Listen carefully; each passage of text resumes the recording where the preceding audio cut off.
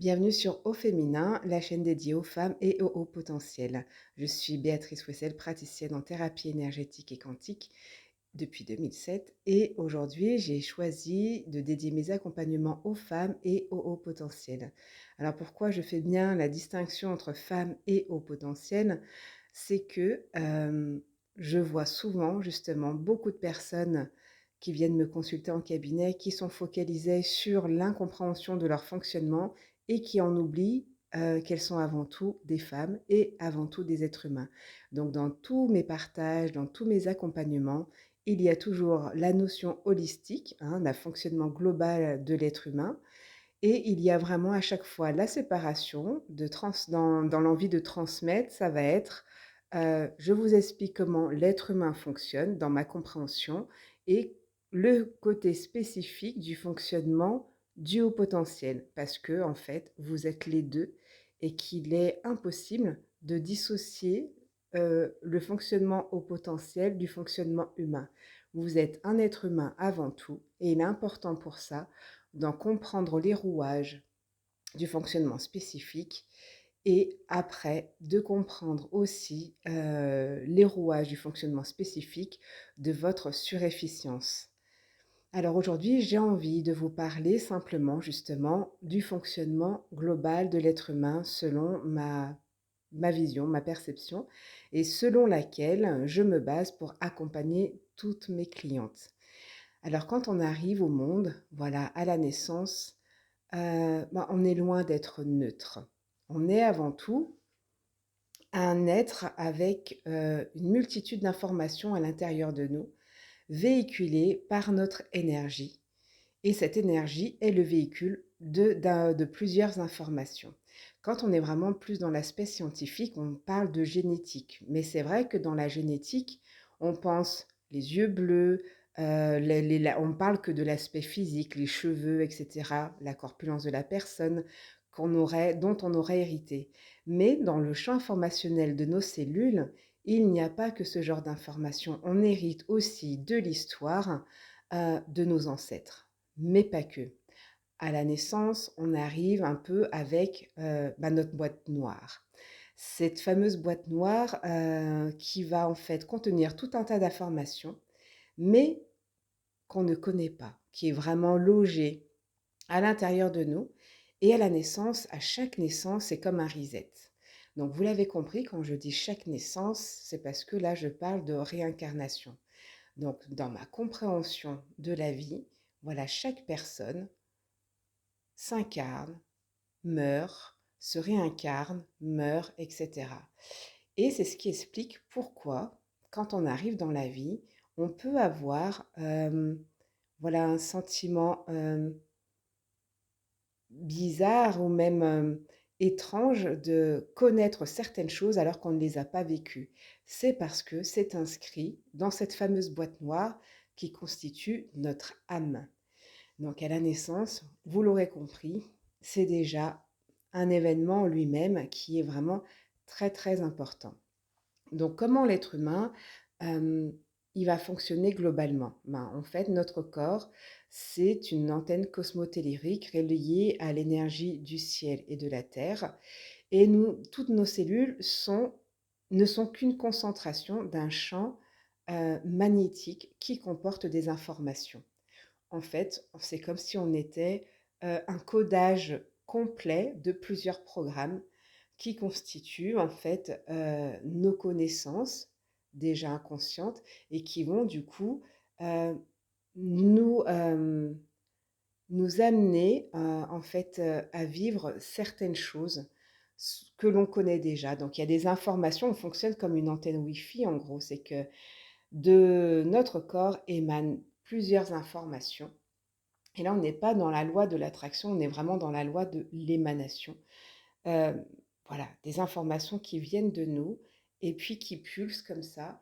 Et en fonction de notre environnement, les antennes Wi-Fi qui ont en fait la même fréquence que nous vont vibrer et on va être amené à être attiré par telle ou telle personne, par telle ou telle situation, etc.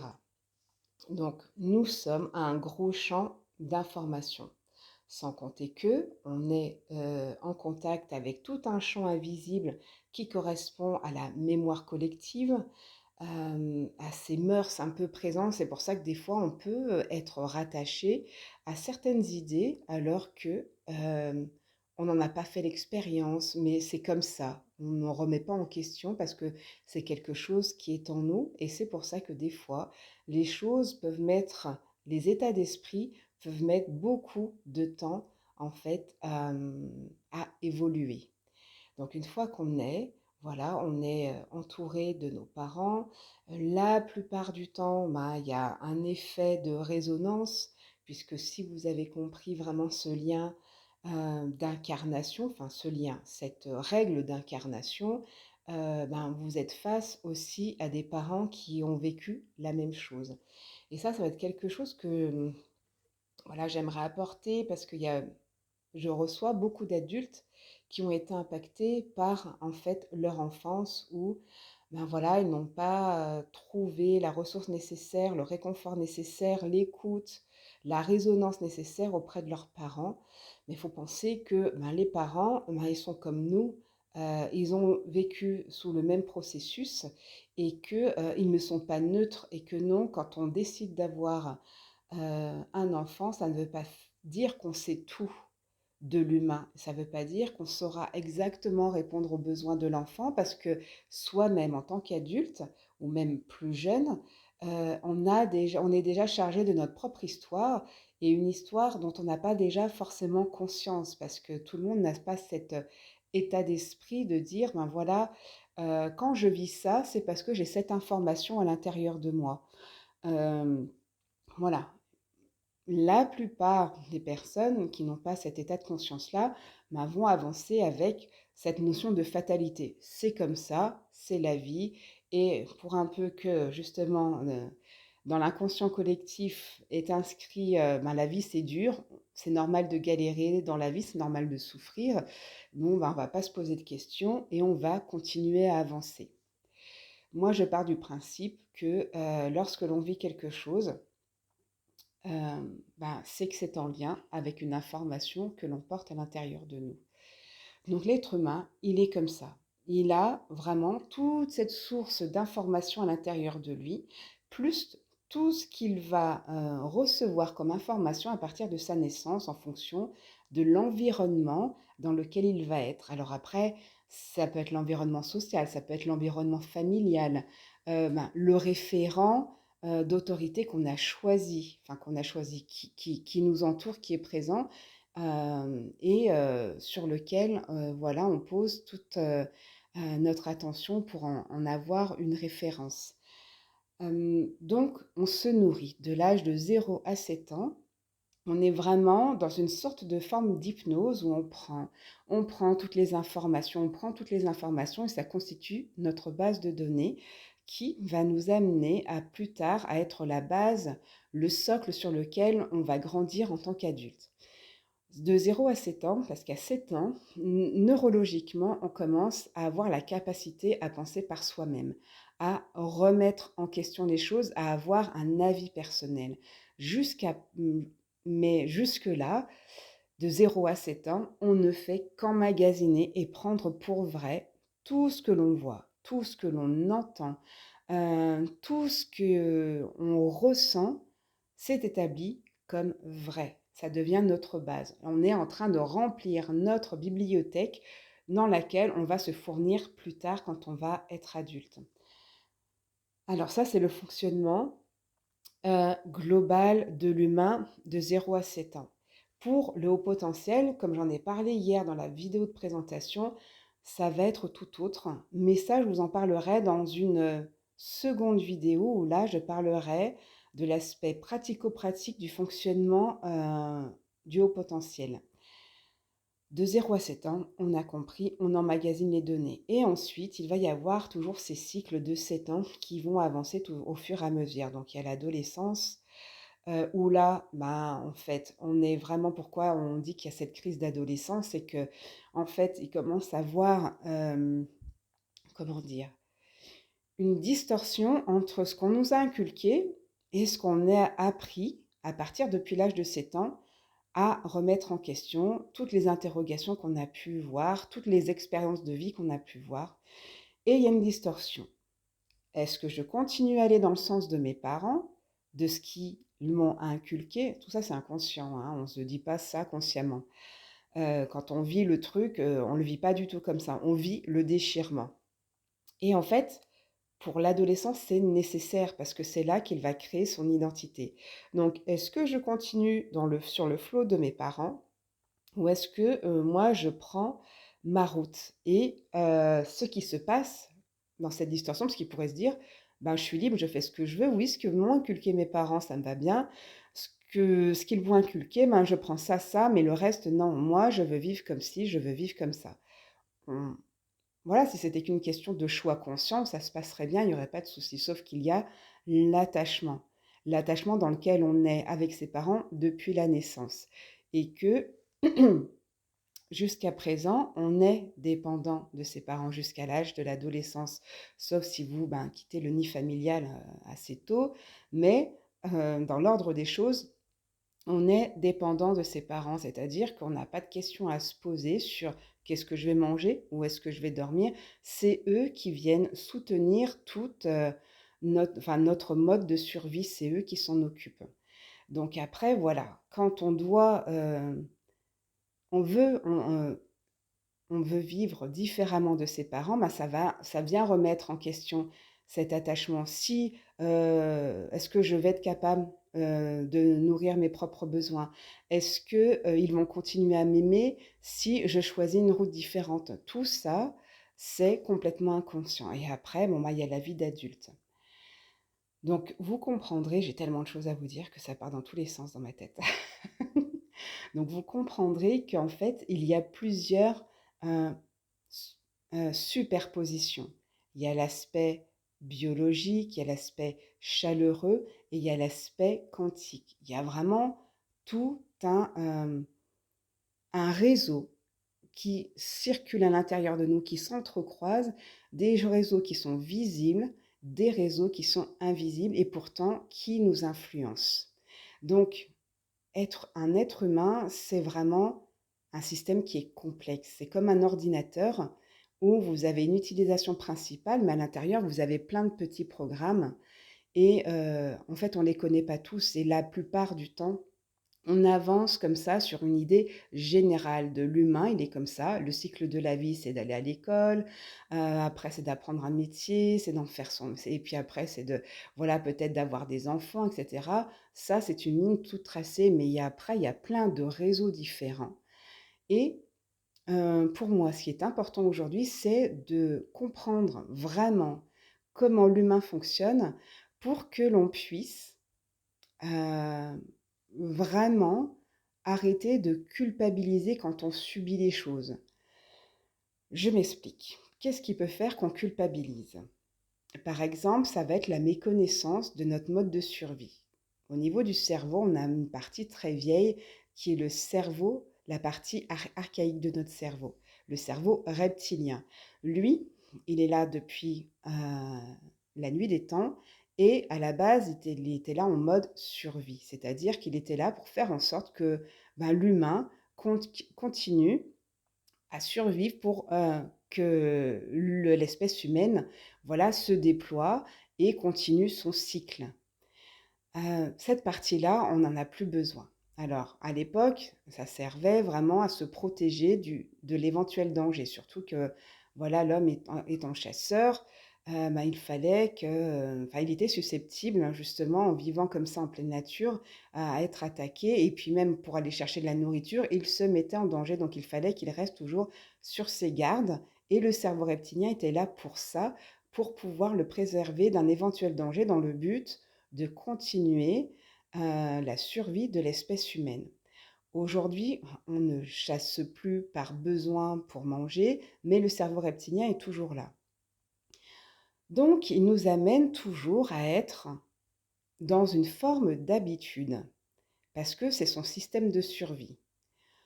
Je continue à être toujours dans la même habitude, j'ai justement toutes les chances de me maintenir en vie.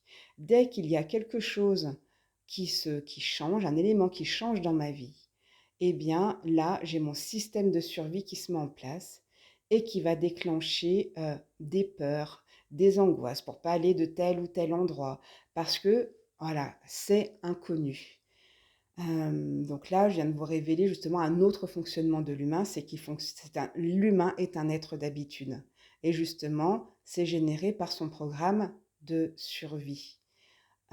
C'est pour ça qu'il est difficile de changer. Voilà, quand on veut changer d'alimentation, quand on veut changer d'habitude, notre inconscient, notre instinct de survie, il se met en route, il dit: «Non, non, non, moi je suis pas d'accord. Je veux que tu restes en vie, donc continue à faire comme d'habitude parce que ça je connais et je peux l'appréhender». Voilà, ça c'est l'instinct de je vais essayer de me voilà, retenir un peu pour, vous expliquer d'autres choses plus tard, parce que si je vous dis tout d'un coup, ça va être encore une vidéo qui va durer des plombes. Donc on a l'instinct de survie. Et de ce fait-là, ben, en fait, voilà, les phases de changement de notre vie ne vont pas être faciles. Ça peut être un changement de travail, ça peut être, voilà, un changement alimentaire, ça peut être justement quand on sort aussi voilà, on change de conjoint, de conjointe. Et c'est aussi pour ça que malheureusement, en parlant de conjoint, de conjointe, on peut rester parfois des années avec une personne qui ne nous convient pas, mais qui est tout aussi rassurante pour notre instinct de survie. Parce que même si la relation elle est désagréable ou elle ne nous convient plus, il la connaît, il sait comment ça va se passer. Même si c'est quelque chose qui est vraiment désagréable, hein, où on peut être dans une situation où voilà, il y a des violences conjugales ou psychologiques, bah, en fait, voilà, on a été habitué à ça intrinsèquement parce que justement notre, instinct de survie connaît et que même si en fait en conscience il est meilleur pour nous de sortir de cette relation qui est toxique, eh bien en fait pour lui, pour le cerveau, pour cette partie-là en tout cas, c'est synonyme de danger parce que c'est de l'inconnu, parce que c'est du nouveau. Donc voilà, je vous ai donné déjà une idée générale du fonctionnement. Donc l'être humain, il y aurait tant de choses à dire encore, mais que je vous dirai plus tard. Donc l'être humain, quand il arrive au monde, il n'est pas neutre. Il a déjà une boîte noire qui est remplie d'informations qui correspondent à des périodes de vie passées. Et c'est pour ça que, voilà, des fois, on peut être amené avec des situations qu'on ne comprend pas. On est aussi empreint de toute notre mémoire transgénérationnelle qui a été transmise ben, par nos ancêtres. Donc on est loin d'être neutre, vraiment, on est loin d'être neutre. Et la naissance en elle-même est déjà une épreuve dans la vie.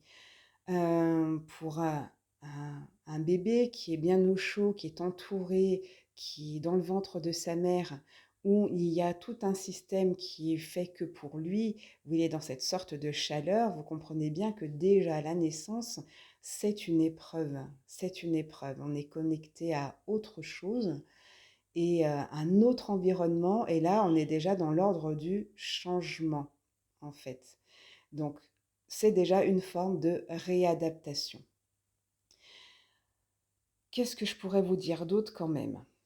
Je vais après, dans les autres vidéos, vous en fait détailler le système du corps, le système des émotions, le système du mental et le système de votre esprit. Alors quand je dis le système, c'est un bien grand mot, hein. Je ne vais pas vous décortiquer avec un schéma, etc. Mais vous expliquer les principes à chaque fois.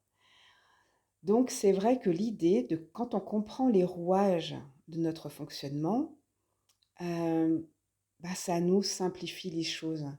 Par exemple, quand vous allez être, face à une peur inexpliquée et qui est de l'ordre de c'est pas compréhensible, de dire: «Mais voilà, pourquoi cette peur est là?» Ben, cette peur, c'est soit votre instinct de survie, c'est soit une mémoire transgénérationnelle, soit une mémoire karmique. En tout cas, c'est une information. Dès que vous êtes en réaction, c'est simplement la réactivation d'une mémoire. Parce que si vous ne connaissez pas cette situation ou ce que vous vivez, oui, cette situation, mais vous n'avez pas de repère, donc il y a aucune raison d'avoir peur. Je vous parle pas de la peur qui est là pour vous protéger, mais qui est, voilà, voilà, il y a une dose de cortisol qui est générée pour que vous soyez en mesure de pouvoir en fait réagir et vous sortir du danger. Si voilà, vous voyez une voiture dans la rue qui perd le contrôle et qui vous fonce droit dessus, ben oui, il faut avoir peur. Et c'est important de garder cette peur-là. Moi, je vous parle de la peur irrationnelle qui se manifeste dans certaines situations. Ce qui m'amène à vous dire aussi que de ce fonctionnement, de ce système de survie, il y a aussi trois façons pour l'être humain de réagir face à une situation qui est synonyme pour lui de danger. Soit parce que justement, ce que vous vivez est trop fort émotionnellement et comme une émotion est de l'ordre du physique, ça va venir réveiller, l'intensité de votre émotion va venir réveiller le programme de votre instinct de survie. Et là, il va se dire, oh là, il y a danger. Donc, vous avez, donc, par exemple, trois façons de réagir. Soit vous êtes dans la fuite, où là, bah, en fait, vous comprenez qu'il faut prendre vos jambes à vos coups et qu'il faut vous barrer. Soit vous allez être dans l'attaque, ou soit, en fait, vous allez être dans la sidération. La sidération, c'est quoi? Qu'est-ce qui se passe dans le cerveau? C'est que, bah, en fait, euh, vous n'avez pas fait le choix entre la fuite et l'attaque. Il ne sait pas quoi choisir. C'est comme si vous aviez un petit bonhomme qui se déplace. Bon, allez, qui se déplace dans votre cerveau. Allez, je vais fuir. Non, je vais attaquer. Non, je vais fuir. Non, je vais attaquer. Je vais fuir. Je vais attaquer. Et au bout d'un moment, bug. Et là, vous êtes en état de sidération. Quand vous savez ça, est-ce que c'est pas plus confortable de se dire, OK, c'est complètement humain ce que je vis. Je suis restée là, je n'ai rien fait, mais parce que j'étais en état de sidération. Et vous allez arrêter de venir vous culpabiliser par rapport à quelque chose dans lequel vous vous êtes senti pétrifié et que vous n'avez pas eu la possibilité d'agir. C'est complètement humain. C'est pour ça que c'est super important pour les personnes qui sont sensibles, qui sont hypersensibles, et pour l'humain général, heu, c'est important de comprendre son fonctionnement. Parce que, on peut passer toute une vie, à vraiment nourrir un fonctionnement, à se poser, des questions toute une vie sur le pourquoi du comment et s'empêcher de vivre. Alors que quand vous en connaissez les rouages, vous tombez dans la maîtrise. Alors j'ai pas dit le contrôle, c'est vraiment la maîtrise. C'est-à-dire j'ai conscience de ce qui se passe, j'en connais la mécanique, vous devenez le mécanicien de votre être et je vais faire ce qu'il faut. Voilà.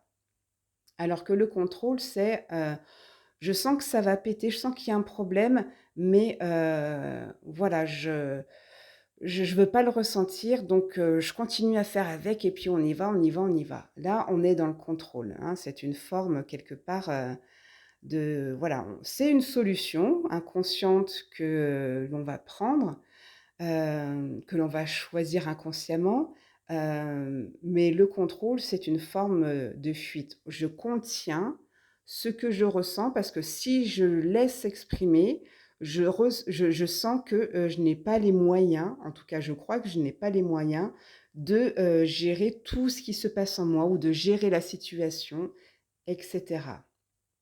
Donc on peut être dans le contrôle, à un moment donné, parce que ça peut nous servir quand on est dans l'urgence. Après, il faut pouvoir, voilà, relâcher et libérer tout ce que là, on a contenu parce que sinon vous êtes une bombe à retardement. Être dans la maîtrise, c'est vraiment autre chose. Donc voilà, par rapport à l'instinct de survie, c'est ce que je voulais vous dire et par rapport au fait que c'est important de comprendre comment on fonctionne. Donc, dans la prochaine vidéo, je vous expliquerai en fait de manière globale, hein, cette vidéo elle est vraiment globale, et je vous expliquerai ben voilà, comment fonctionne, c'est quoi cette option supplémentaire que les personnes neuroatypiques ont. Voilà, toujours de manière simpliste, simplifiée, pour que ça puisse voilà, être compréhensible par tout le monde et que en fait, on n'a pas besoin que les choses soient compliquées pour leur donner de la valeur. Les choses simples sont tout aussi importantes et utiles. Voilà, en ce qui concerne l'être humain, bah, bien sûr que j'ai oublié des choses, parce que bien sûr que j'ai voulu, suivre un sommaire et cetera pour ne pas m'éparpiller et terminer la vidéo en me disant, «Mince, j'ai oublié de dire ça» et cetera. Donc, ben, ça sera l'objet d'autres vidéos et c'est pas grave, c'est comme ça. Voilà, c'est le cerveau HP, c'est voilà, c'est comme ça.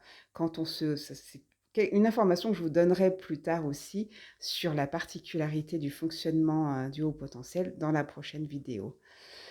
Voilà, donc c'est Béatrice Fouessel, praticienne en thérapie énergétique et quantique et vous êtes sur Au Féminin, la chaîne dédiée aux femmes et au haut potentiel. Si cette vidéo vous a plu, si vous pensez qu'elle peut, aider quelqu'un, que ça peut intéresser quelqu'un d'autre, bah, n'hésitez pas à la partager. N'hésitez pas à la liker aussi, bien sûr. Et si vous voulez, être au courant de toutes les autres vidéos qui vont sortir, je vous invite à vous abonner.